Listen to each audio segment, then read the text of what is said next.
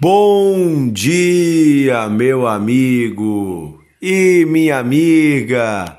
Que a graça e a paz do nosso Senhor Jesus Cristo esteja sobre você. Que o Senhor renove as suas forças nesse dia. Que haja o guiar do Espírito Santo ao seu coração. Que você possa ouvir a voz de Deus que está falando com você. Deus não desiste de você. Deus não desiste de mim, Deus não desiste da humanidade e o desejo dele é que todo ser humano chegue ao pleno conhecimento dele mesmo. Esse é o desejo do Senhor, fortalecer e animar o ser humano, guiando a sua presença, para que o ser humano, andando na sua presença, possa chegar à plenitude do que o Senhor sonhou para nós. O Senhor tem planos, projetos, que só se cumprirão o dia que passarmos a andar com Ele. O caminho é estreito, sim, mas é o único caminho que leva à vida. Largo é o caminho que leva à perdição, mas estreito e difícil é o caminho que leva à vida. Porém, nesse caminho contamos com a ajuda de Jesus, que anda à nossa frente, guiando o seu rebanho pelo caminho estreito. Hoje estamos lendo Atos dos Apóstolos, capítulo 11, e vamos ler um trecho que conta mais um pedaço da história da igreja, da formação da igreja de Jesus Cristo, nesse momento em que a igreja estava iniciando a sua história e se estabelecendo e se espalhando pela terra. Atos, capítulo 11, versículo 19, diz assim: Então os que foram dispersos por causa da tribulação que sobreveio a Estevão, se espalharam até a Fenícia, Chipre e Antioquia, não anunciando a ninguém a palavra, senão somente aos judeus. Alguns deles, porém, que eram de Chipre e de Cirene, e que foram até Antioquia, falavam também aos gregos, anunciando-lhes o evangelho do Senhor Jesus. A mão do Senhor estava com eles, e muitos, crendo, se converteram ao Senhor. A notícia a respeito deles chegou aos ouvidos da igreja que estava em Jerusalém, e enviaram Barnabé até Antioquia.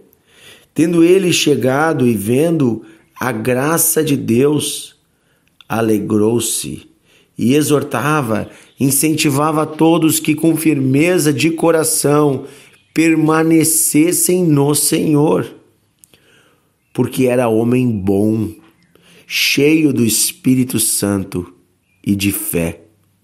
E muita gente se uniu ao Senhor, e partiu Barnabé para Tarso à procura de Saulo, e tendo-o encontrado, levou-o para Antioquia.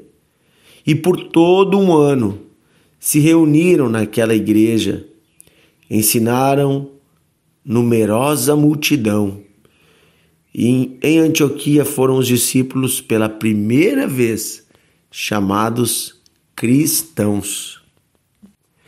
Veja que passagem maravilhosa. A igreja de Jesus, impulsionada lá por aquela perseguição que houve, que nós já falamos esses dias, onde mataram o primeiro mártir da igreja, Estevão, a igreja se espalhou por um território vasto, chegando até Antioquia. Antioquia é uma cidade que fica hoje na atual Turquia. Veja como chegaram longe os discípulos nessa perseguição. E ali em Antioquia, a própria igreja começou a romper a bolha de falar apenas com as pessoas do seu povo. Até então, como os discípulos que vieram de Jerusalém, eles eram de origem judaica, eles evangelizavam no meio dos judeus, pessoas da sua língua, pessoas da sua tradição. Em Antioquia, eles tiveram uma coragem maior e começaram a evangelizar o povo de língua grega, por causa da cultura grega, e Antioquia fazia parte do Império Romano, o povo falava a língua grega. E ali então haviam vários povos que eram chamados de os gregos, mas não porque fossem necessariamente de uma cultura grega, mas porque falavam a língua grega. Eram os povos de diversas nações que viviam naquele lugar, né, trazidos pelo Império Romano e pela tradição histórica que aconteceu ali. Pessoas de diversas nações e origens. E sim, pessoas do Oriente Médio, pessoas de vários lugares, até da África, viviam ali em Antioquia. E eles começaram a anunciar Jesus, a falar de Jesus. Eles não conseguiram se conter, mesmo que o medo estava no coração deles. E diz que a graça de Deus estava com eles e houve uma grande salvação naquela cidade. Então, a igreja enviou para lá Barnabé, um dos discípulos. E Barnabé chegando, né, começou a anunciar com mais coragem ainda e mais pessoas foram salvas. E agora eu acho um detalhe muito bonito.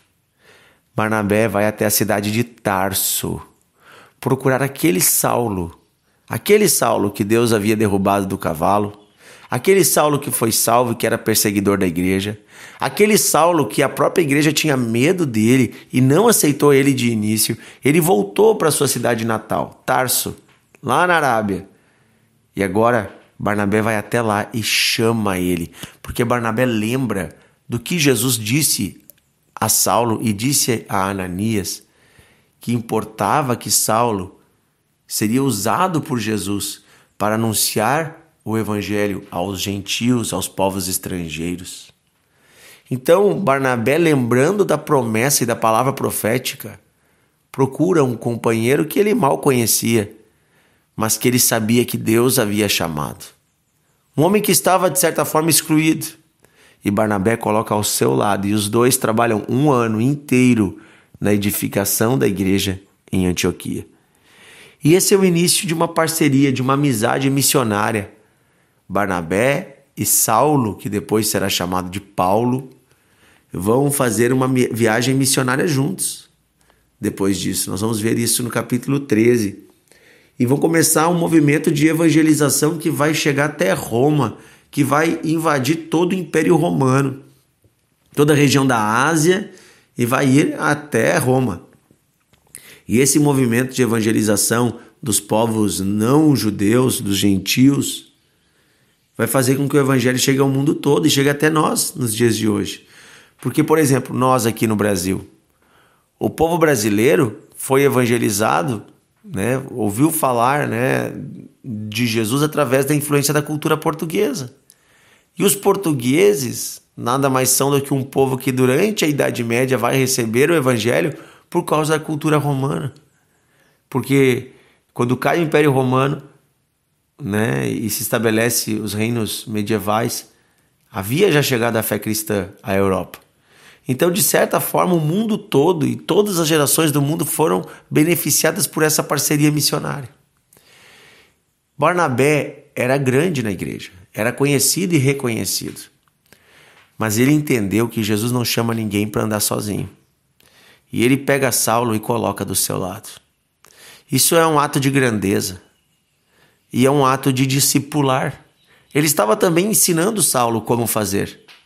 Estava também ensinando Saulo como formar uma igreja, como cuidar de uma igreja. Estavam aprendendo juntos, mas estavam crescendo na graça do Senhor. E depois você vai ver que Saulo cresce tanto, o ministério de Saulo, que vai se tornar um ministério mais visível do que o ministério do próprio Barnabé. Saulo tinha, da parte de Deus, uma graça especial para a evangelização e também para o ensino da igreja, tanto que ele vai escrever a maior parte das cartas que compõem o Novo Testamento. Paulo vai deixar um legado para a humanidade. E quem foi que, de certa forma, colocou Paulo de volta no roteiro missionário? Foi Barnabé. Barnabé foi um incentivador. Barnabé foi um cristão, né, formador de um herói. Como é legal quando um cristão não está preocupado com sua reputação ou com ter o seu nome grande, mas ele entende que o reino é maior, que Cristo é maior e que o papel de cada cristão é levantar outros cristãos.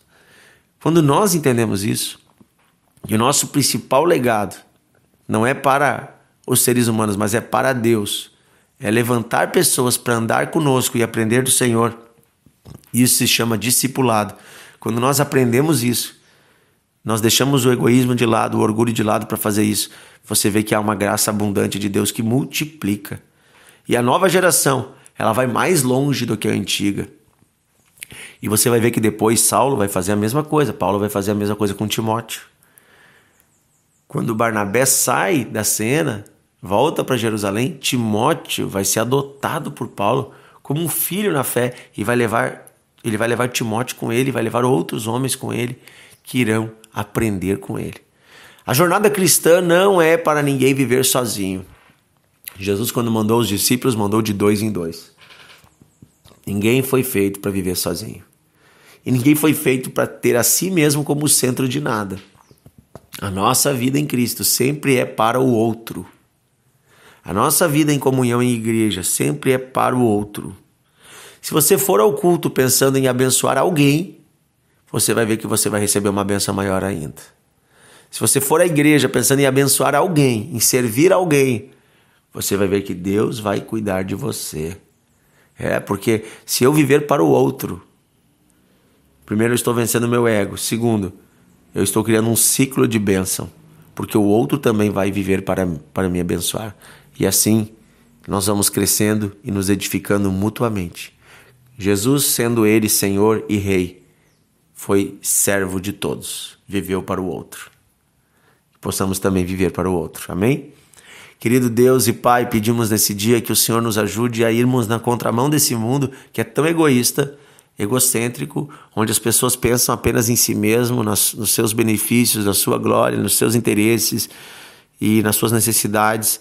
Queremos, Senhor, olhar para o próximo e ajudar a edificar a próxima geração, a discipular pessoas, a levantar pessoas para irem mais longe do que nós e que possamos, Senhor, juntos cumprir a Tua missão, porque a missão não se faz sozinho. Que o Senhor levante na igreja homens e mulheres comprometidos a andarem juntos no caminho do Senhor. É isso que pedimos, Senhor, uma igreja mais comunitária, uma igreja mais discipuladora, uma geração de líderes que formem heróis, que formem outros líderes, que multipliquem o Evangelho. É o que pedimos, bondoso Deus, em nome de Jesus. Amém. Amém. Que Deus abençoe você, meu amigo e minha amiga.